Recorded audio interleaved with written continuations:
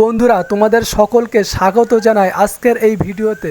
আজকে আমরা জানাবো কিভাবে হাইব্রিড কচু, কাঁকরোল, পটল সবজি চাষে বন্ধুরা সঠিক সময়ে সঠিক স্প্রে করতে হয়। গাইস তোমরা দেখতেই পাচ্ছ, এটা হলো হাইব্রিড কচু চাষ। এখন স্প্রে হচ্ছে। ভাই এটা কি প্রয়োজন দিচ্ছ এতে? এটা আপনার সাধারণত লস্কার আর ওই ইকোর দানা, এটা লেদা পোকার কাজ করে। ও আচ্ছা আচ্ছা, ঠিক আছে। কচুতে পাতায় যেটা পোকা লাগে সেটা দীর্ঘদিন রাখার জন্য ওইটাই লস্কার ব্যবহার করা হয়। লস্কারের সঙ্গে ইকোর দানা দিলে রেজাল্টটা ভালো হয়। আচ্ছা আচ্ছা, ঠিক আছে ঠিক আছে। বন্ধুরা কিভাবে সঠিক স্প্রে ব্যবহার করে খুব সহজে ফলন বাড়ানো যায়, গাইস গাছকে রাখা যায় রোগ পোকা মুক্ত। তো চলুন শুরু করা যাক। বন্ধুরা আমরা অনেক সময় লক্ষ্য করি যে গাছের পাতাগুলো হলুদ হয়ে যাচ্ছে, পোকার আক্রমণ বাড়ছে আর ধীরে ধীরে বন্ধুরা ফলন কমে যাচ্ছে। তার কারণটা কি? দেখতেই পাচ্ছ এটা জালে হলুদ। সাধারণত পাতা কোঁকড়ানোর কাজ করে কাঁকরোলের, পটলের। ও আচ্ছা আচ্ছা, ঠিক আছে। বন্ধুরা তার কারণ হলো সময় মতো সঠিক পরিচর্যা এবং স্প্রে করা।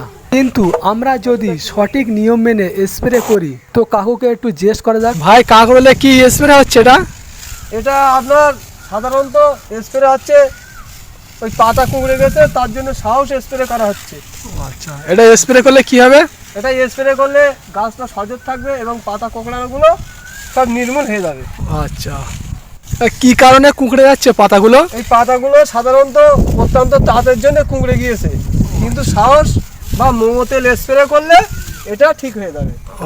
আশা করা যায় 100-র মধ্যে 70% কমে যাবে। ও আচ্ছা, গ্রোথ বাড়বে,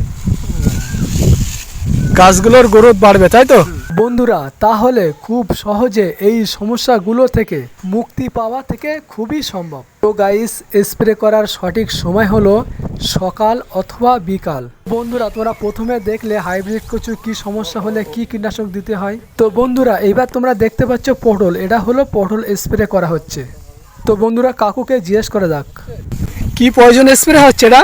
এটা হচ্ছে ব্লু কাভার আর মাইসিন, এটা পচানোর সাধারণত কাজ করে। ও আচ্ছা আচ্ছা, ঠিক আছে।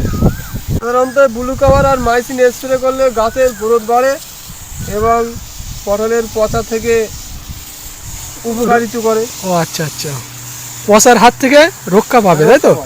আর এই দিকটায় দেখো কত সুন্দর দুটো ড্রাগনের ফুল। তো এরকম ভিডিও পেতে আমাদের চ্যানেলটাকে সাবস্ক্রাইব করে পাশে থাকবে। তোমরা লাইক কমেন্ট শেয়ার করতে ভুলবে না। তো বন্ধুরা আজ এই পর্যন্তই। তোমরা ভালো থাকবে, সুস্থ থাকবে। আল্লাহ হাফেজ।